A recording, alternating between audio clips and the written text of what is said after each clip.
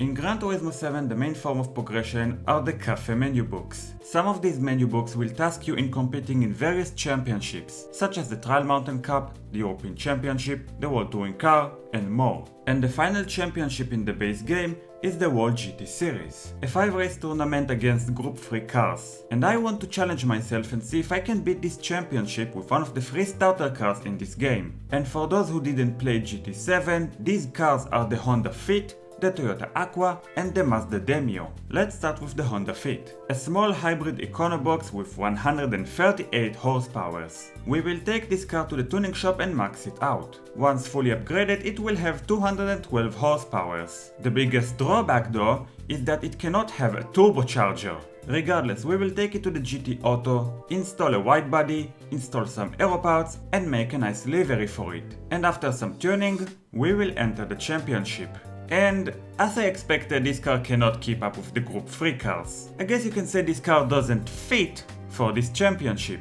Alright then, let's try the Toyota Aqua. Just like with the Fit, it's a small hybrid econobox, only the Aqua is even less powerful. 109 horsepower when stock and 139 when fully upgraded. Regardless, we will give it the wide body, the aero parts and the livery, and we will enter the championship. And here comes the biggest drawback of the Toyota Aqua. It has a CVT. Also, is it just me or this car sounds like a leaf blower?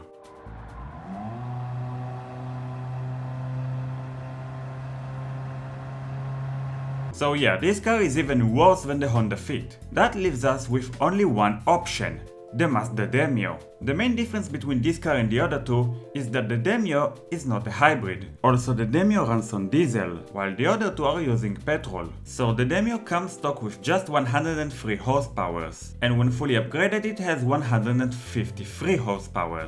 But unlike the Honda Fit and Toyota Aqua, the Mazda Demio can have a turbocharger. That will bump the power to 286 horsepower. That's almost twice the power. Is that going to be enough for us to win? We will of course give it a wide body, aero parts, a livery and some tuning, and we will try the championship.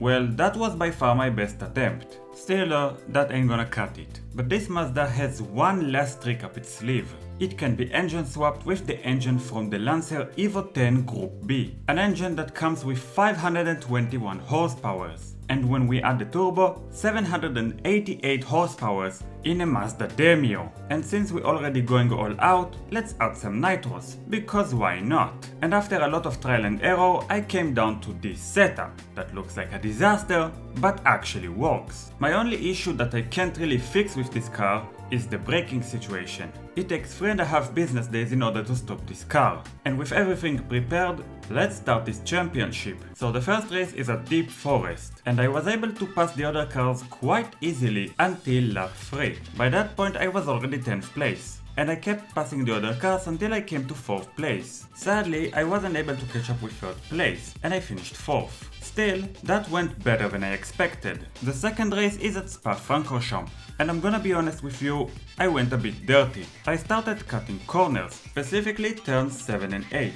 The rest of the track I drove normally. At the end of lap 4 something weird happened. I took the curb wrong and the whole rear end of the car just lifted and it flipped in a weird way. I lost crucial time in this moment, but I was able to catch up with 1st and 2nd place and take the win at the last corner. The third race is at Circuit de la Sarthe, better known as Le Mans. When driving in a straight line, this Mazda Demio is really fast, and this track is perfect for that.